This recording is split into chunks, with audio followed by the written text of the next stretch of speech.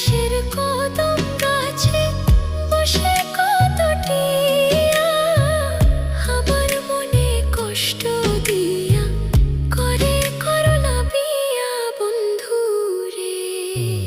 কি অপরাধ পাইয়া রে